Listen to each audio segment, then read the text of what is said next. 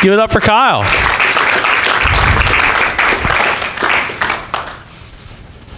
Kyle, where'd you come from? Virginia. Virginia. Yeah. Give it up for Virginia.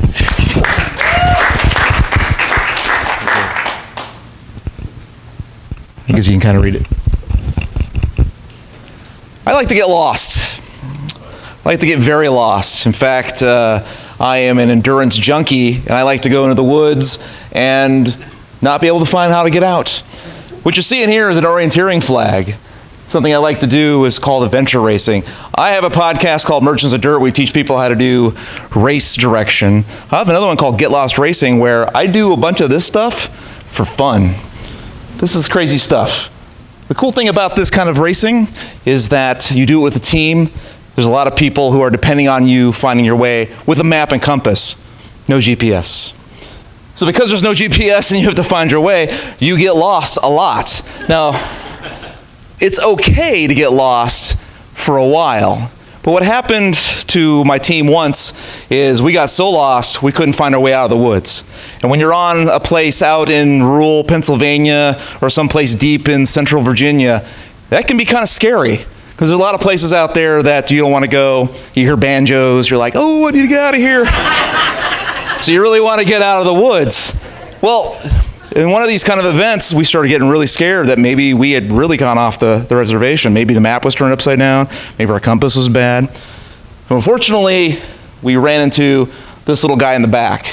Now, this little guy in the back is something that's been around for a while. In Gaelic, it's called a cairns. And really what it is just a stack of rocks. And because we found this stack of rocks, we found our trail. And that's really what these things are. Big stacks of rocks that help you find your way. And they're big. And they're small, and sometimes they're weird. But really what this has to do with podcasting is, as a podcaster, and hopefully, I would almost bet money that everyone's had this experience, is you sit down, you turn your mixer on, turn the microphone on, you got everything ready, you put the microphone up there and you go, oh crap, what am I talking about? You get lost. And because you get lost, you need to find your way back home. So I'd like to introduce you to something that has been working on for a while called the Podcast Design Stack. And the Podcast Design Stack sounds just like it is. It's a foundation of rocks that leads you to a trail that leads you back to the path that you were on when you first started doing podcasting. It's very simple. It starts off, of course, what the heck did you podcast in the first place? Some people need to be reminded. I'm sure you've listened to podcasts where you're like, they used to talk about this, and now they talk about that. There's a bunch of podcasts like that have gone totally off the reservation. Sometimes you need to go back and find out why you started doing this in the first place. So I want to do this. Wouldn't it be cool if? You need to rediscover that. If you're just starting a podcast, you definitely need to have that too. We've talked a lot about focus and feeding your curiosity, but you need to do the whole thing like, I know a bunch of things. Which one of those things would be cool to have a podcast about? Or I wonder if about something and start going down a road. The design process requires you to be creative, to be curious. If you're not curious, if you're doing this because it's a paycheck, you might be in the wrong media. You go to 3 of your space. Who else is talking about this? As a designer, you need to know what your space looks like because you need to know what points of view. Because remember, when you're designing a podcast, you're trying to define yourself down to your niche, to where you're trying to focus on. So who else is talking about this? And how are they talking about this? Because that's an important distinction. Because they may be talking about a very, very particular point of view. Maybe you have the opposite. I'm sure you could probably think of a ton of topics in which maybe someone else has a topic that maybe they disagree with you. Trump, Hillary. Target your topic. You need to narrow this down. I heard a lot of podcasts, and myself in particular, go all over the map. You need to narrow yourself down to that one thing. It's okay to be very specific. I can do 50 episodes on mountain biking. So can you about the topic you do. And yeah, you might think about mountain biking. How many things you talk about mountain biking? Oh man.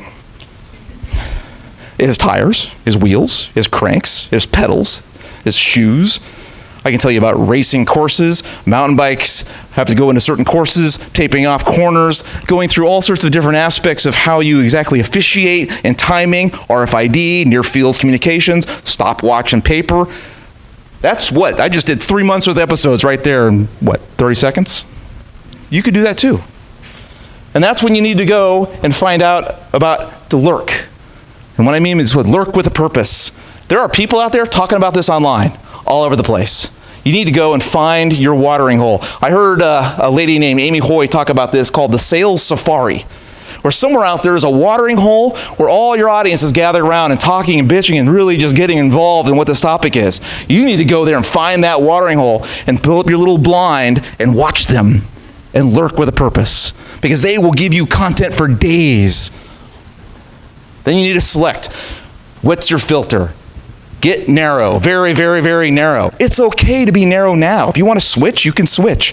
As Dave Jackson always says, it's a recipe. You can change it anytime you want to. It's not set in stone. But filter down. When you're starting off, you do not want to do everything under the sun. No one wants to hear a podcast where you change the topic every 5 minutes. Be specific. Finally, or almost finally, we're getting there. It's time to stub it out. I just did a whole bunch of talking about mountain biking where you can go and expand your point of view about the very narrow things that you do with a particular thing you work on.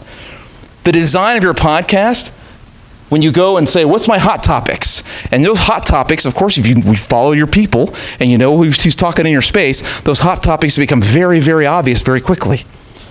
And finally, that's when you name this thing. And I've seen a lot of podcasters have this problem where they name it and then try to fit a podcast into the name. Do everything else organically, then name your podcast.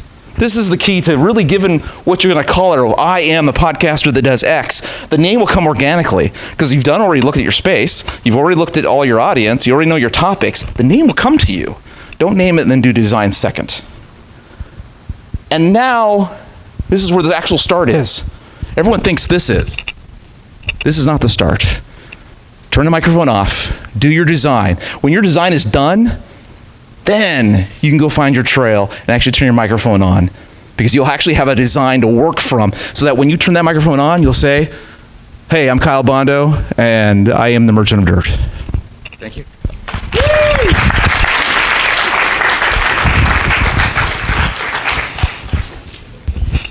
Awesome. Give it up for Kyle.